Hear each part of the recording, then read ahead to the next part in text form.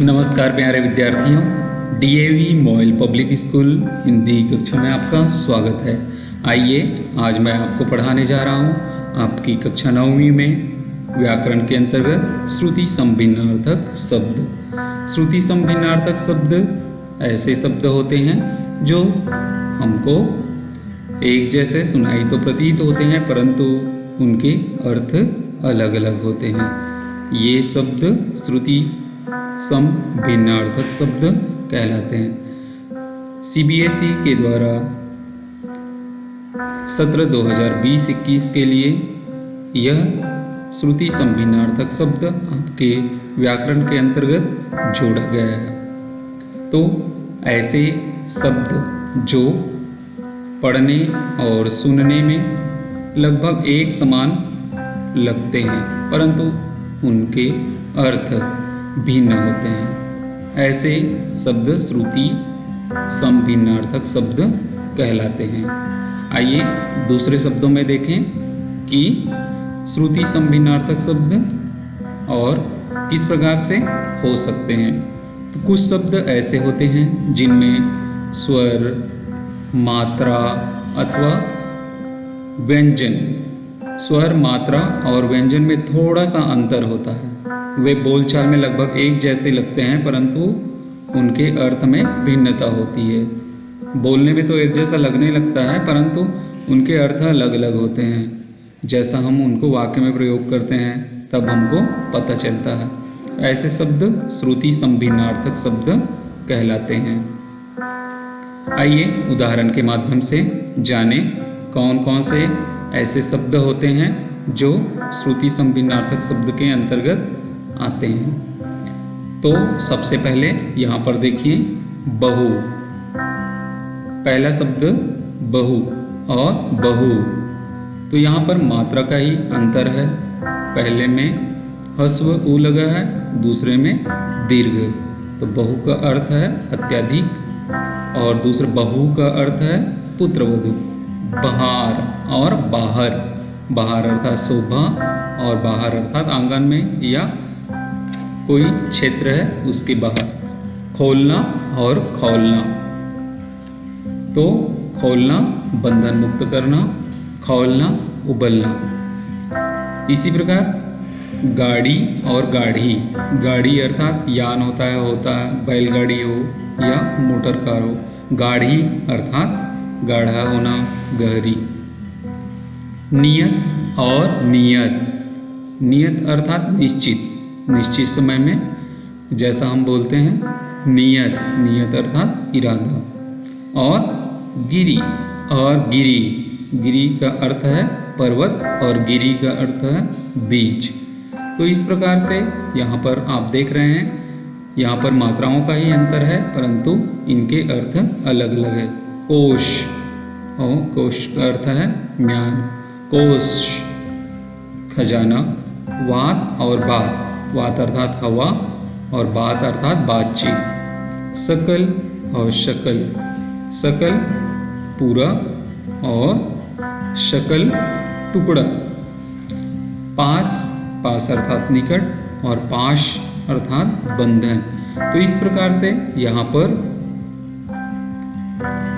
शब्दों में कुछ ही स्वर या व्यंजन वर्ण के जो अंतर है उनके कारण उनके अर्थ में परिवर्तन आ गया। तो इस प्रकार से ये शब्द एक जैसे सुनाई तो देते हैं परंतु इनके अर्थ अलग अलग होते हैं। आइए उदाहरण को हम वाक्य से ही समझें कि किस प्रकार से इन शब्दों का प्रयोग वाक्यों में होता है। सबसे पहला यहाँ पर देखेंगे हमने एक शब्द लिया है आसन और आसन।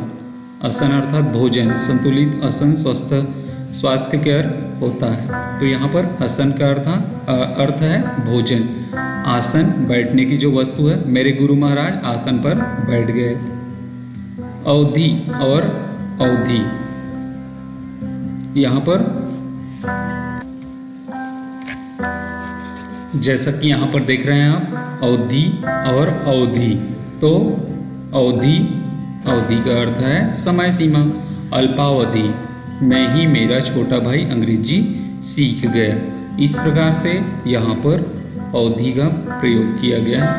अवधि एक भाषा विशेष है। रामचरितमानस जो महाकाव्य है उनकी भाषा अवधि है। औमश और औमर्स, तो यहाँ पर आप जैसा कि देख रहे हैं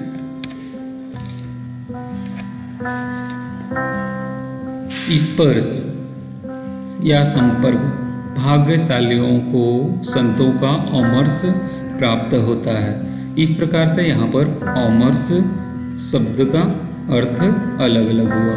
एक औमर्स का अर्थ है स्पर्श, एक औमर्स का शब्द का अर्थ है विचार विमर्श या आलोचना।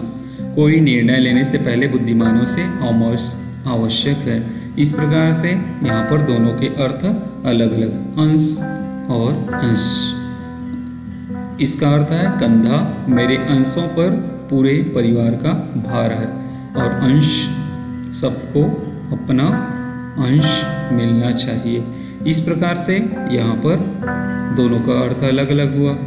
अली, अली का अर्थ है भौरा और अली का अर्थ है सखी। तो इस प्रकार से ये जो दोनों शब्द है दोनों का अर्थ अलग अलग स्पष्ट होता है। आगे उदाहरण देखते हैं। अपेक्षा और उपेक्षा। अपेक्षा का अर्थ होता है आकांक्षा या इच्छा, और उपेक्षा का अर्थ होता है किसी की उपेक्षा, निरादर करना। उपेक्षा करना निरादर होता है इसका अर्थ। इस प्रकार से देखिए यहाँ पर व्यंजन स्वर वर्ण में शब्द में अंतर होने के कारण इनके अर्थ में परिवर्तन हो गया। अनिष्ट और अनिष्ट, तो अनिष्ट का अर्थ है बुराई और अनिष्ट का अर्थ है निष्ठा रहित। अनिष्ट समाज में सम्मानित नहीं होते। निष्ठा से युक्त जो नहीं होते वह समाज में सम्मानित नहीं होते। इस प्रकार वाक्य में हम प्रयोग करके कर सकते। अयश और अयश, अयश का अर्थ होता है लोहा और अयश का अर्थ होता है अपयश। अयश से बचना चाहिए और अयश से अस्त्र शस्त्र निर्मित होते हैं। इस प्रकार से दोनों में अंतर स्पष्ट हो रहे हैं। आगे देखते हैं। नीर और नीड़, जैसा कि आप जानते हैं नीर अर्थात पानी और नीड़ घोंसला। प्रकार रीति और प्राकार, किले का एक अंग होता है प्राकार। इसको उच्चारण में देखिए, लिखा तो एक जैसा प्रतीत हो रहा है परंतु यहाँ पर वर्तनी में अंतर है। वसन और व्यसन, व्यसन अर्थात वस्त्र और व्यसन अर्थात आदत। तो इस प्रकार से यहाँ पर आपको शब्दों में अंतर स्पष्ट होने के साथ साथ इनके अर्थ में अंतर स्पष्ट दिखाई दे रहे हैं। आगे देखिए। लक्ष्य, लक्ष्य उद्देश्य और लक्ष्य लाभ। जैसे मेरे जीवन का लक्ष्य सुयोग्य डॉक्टर बनना है, तो इस प्रकार से यहाँ पर लक्ष्य का अर्थ हुआ उद्देश्य और यहाँ पर लक्ष्य का अर्थ हुआ लाभ। मूल और मूल्य, मूल अर्थात जड़ और मूल्य अर्थात दाम।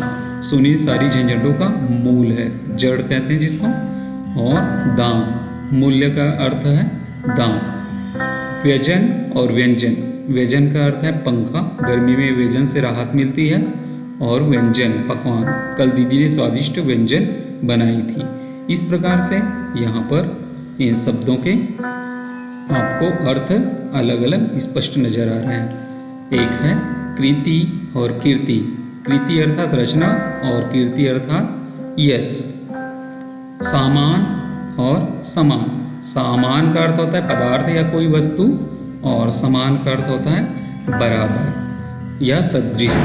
गांधी जी के समान सत्य और अहिंसा के प्रेमी बहुत ही कम मिलेंगे। इस प्रकार से ये श्रुति समभिन्नार्थक शब्द हुए।